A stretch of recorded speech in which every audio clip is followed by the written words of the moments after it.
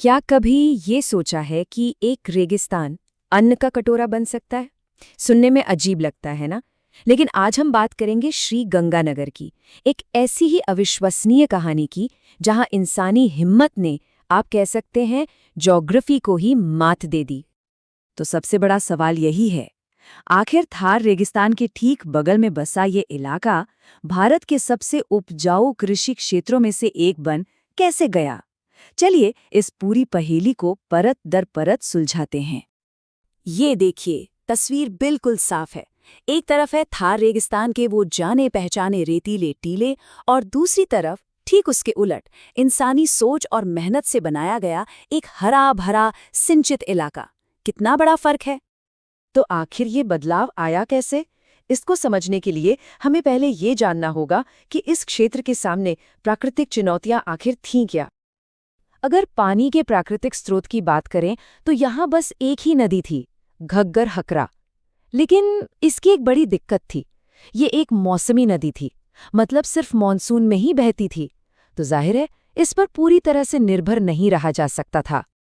तो मतलब कुल मिलाकर देखें तो यहाँ की जलवायु, यहाँ की मिट्टी, पानी की कमी, सब कुछ एक ही तरफ इशारा कर रहा था, वो ये कि ये जगह हमेशा एक बंजर सूखी जमीन ही बनी रहेगी।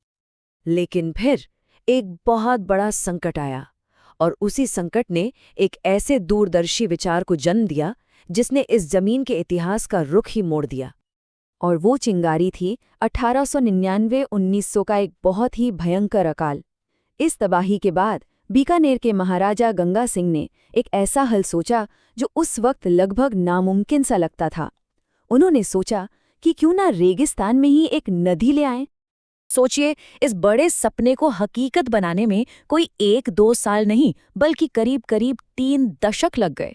इसमें ढेर सारी प्लानिंग, लंबी बातचीत और जबरदस्त इंजीनियरिंग शामिल थी। और कहानी यहीं खत्म नहीं होती। ये सिर्फ एक नहर की बात नहीं थी, बल्कि ये तो इंसानों द्वारा बनाई गई नदियों का एक पूरा जाल बिछाने की शुरुआत थी।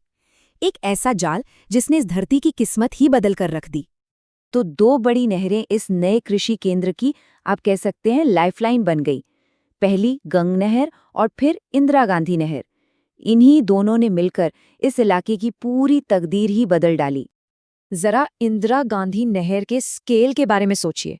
इसका जो डिस्ट्रीब्यूटरी नेटवर्क है वो 3600 किलोमीटर से भी ज्यादा लंबा है। ये सच में इंजीनियरिंग का एक जीता जागता नमूना है, एक चमत्कार ही कह सकते हैं। ठीक है, तो पानी का इंतजाम तो हो गया, लेकिन सवाल ये है कि जमीन पर इसका असर क्या हुआ। असर जबरदस्त था। एक पूरा का पूरा आर्थिक और कृषि का कायापलट हो गया। और नतीजा ये देखिए, श्री गंगानगर रातों रात राजस्थान का किन्नू हब बन गया। मतलब ऐसा वैसा हब नहीं, पूरे राज्य के कुल उत्पादन का 76% से भी ज्यादा किन्नू यहीं से आने लगा।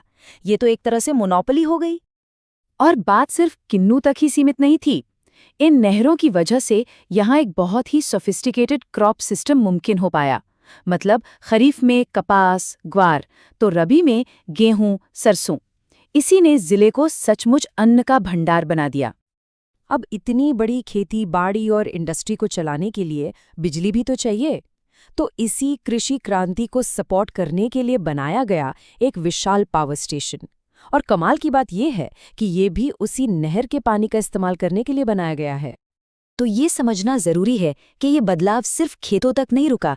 इन नहरों के जाल ने पूरी तरह से प्लान्ड शहर, बड़ी बड़ी मंडियां यानी बाजार और एक नया इकोनॉमिक मॉडल तक खड़ा कर दिया।